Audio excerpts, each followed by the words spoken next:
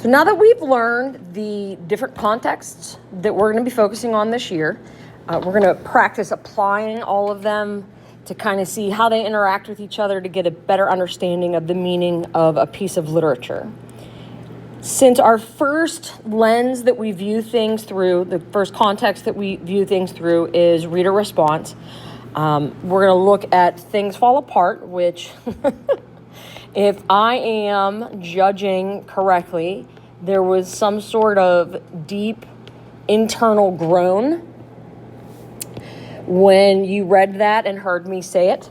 Most of my students are not fans of this book. They can't relate to it, and it's so many foreign languages, or not languages, names, and just the yams. That seems to be a big focus, the yams. So initially, most students have a really hard time with this book. And I got to tell you, had I read it for the first time when I was a sophomore in high school, I too probably would have thought this is the dumbest thing I've ever read in my life. So I understand where you're coming from.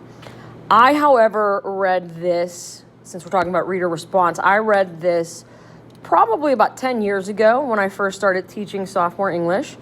And I read it, I was sitting on a beach, reading it in the sunshine, and I was about 35 years old. So I was at a very different point in life than most 15-year-olds are. And I had been reading other things about world religions. So this book actually I loved. I fell in love with it. I thought it was fantastic because it examined the way colonialism impacted Africa and the clash of the two religions and the two cultures. So this was actually a book I really, really enjoyed. But again, I wasn't a 15-year-old. So that goes back to that reader response where we're talking about how what I bring to a piece of literature impacts the way I see it. And I had experienced different things than I would have when I was 15. So I had a very different response than most of my students do. Keeping that in mind, I'm going to move on to the next context, which, let's say it's this one.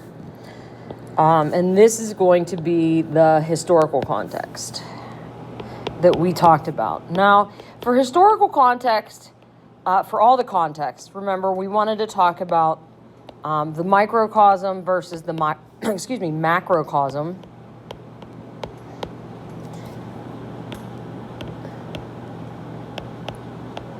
Okay, so if I'm looking at the microcosm of the book, the world of the literature, when I think about it, I don't know if you guys remember, but obviously that's why they pay me the big bucks. I'm going to refresh your memory. This was set in the late 1800s, early 1900s, in pre-colonial Nigeria, which hopefully everybody realizes is in Africa. So it's important to note that that is obviously going to, and that's why I kind of picked that lens that was at the foremost, because that's actually going to impact all of them. All the different lenses that we talk about, not just the geography, but the time period. The macrocosm, the historical context of the macrocosm, I'm not sure if this was covered in your class. This book was written in the 1950s, 1960s by Chinua Achebe, who was a Nigerian author. So while this was written, approximately 60 years later, the difference being that in Nigeria at that point had been colonized and taken over by Great Britain.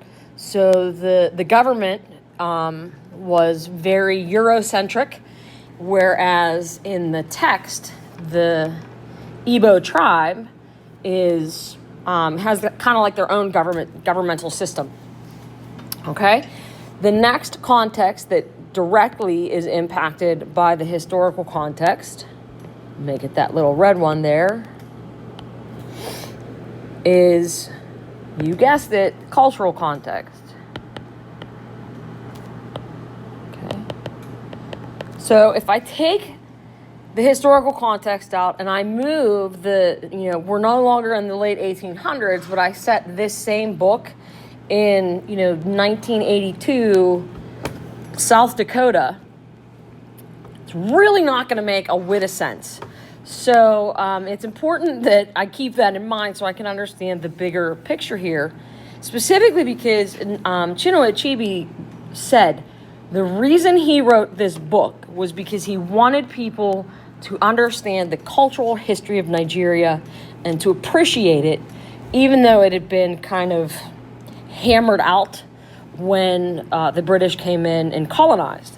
So part of what he wrote was a genuine reflection of that culture. Now remember, that culture, we're talking about the race of the people, because obviously we're talking about people of color living in Africa, and then the white man coming down from Great Britain, initially as missionaries, and then coming in to take over as in rule and establish a government. We're also talking about difference of religion, where we have the Igbo tribe, who's polytheistic, meaning they have several gods and goddesses, versus the Christian faith and nationality. So again, coming from Great Britain versus Nigeria, different environments that are going to influence the way people behave. So without the historical and cultural context, none of the conflict in Things Fall Apart makes sense. Like, none of it.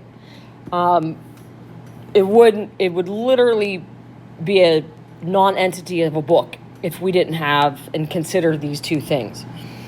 And the historical context determines the cultural context because, as I said, in 1950s and 1960s Nigeria, the Igbo religion is no more. It's not really practiced anymore. The culture is still present today, but it's more of a offshoot. It's not something that is widely celebrated.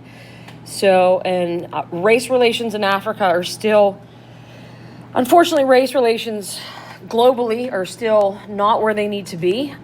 So there's definitely a culture clash, pun intended, there. So it's really important to understand that, like, if you think back to the book, I'm not sure how many of you remember this, but, they call, at one point, they call a bicycle an iron horse. The culture of the Igbo tribe hadn't even seen bicycles. So for them, that was odd, and it was a little bit scary because it was overwhelming and new.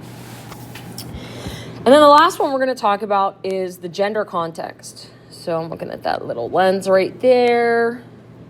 I'm actually going to go down a little bit, move to the next page, and we're going to talk about the gender context. And the reason why this is important, or why it is overlapping, is because without the Igbo culture, that gender context doesn't really make sense either, because they believe in, oh goodness, what's it called?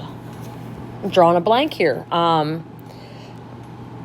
Polygamy, yes, that's the word I'm looking for, which means, one husband and multiple wives. That's another thing, a reason why a lot of students have a difficult time relating to the book, because let's face it, compared to America and our history here, that's just weird. So the willingness to share a spouse with other women would definitely fall under the gender context, and not just share a spouse, but to raise the children together and to take turns feeding the family and kind of having your own household while still being part of a bigger family unit. It's a very different way to look at gender than we would today. And also the way that the male children versus female children were raised and what the expectations were. That's all specific to that Igbo tradition and culture. So when I'm looking at the gender context, I can't really isolate that from the cultural context because they're so interrelated. So that's the reason why we kind of, I'm having a hard time talking. That's the reason why I want to use or focus on this right here, using all of those lenses to consider the deeper meaning of a book. They overlap, and to take one without the rest of them kind of leaves you hanging on what the author intended. So when we are looking at To Kill a Mockingbird, you're going to go through and you're going to discuss the very similar. You're going to go through and talk about the microcosm and the macrocosm of, what was going on in the book versus what was going on in Harper Lee's life, and pull examples and talk about how that changes the plot and how that changes the themes of the novel.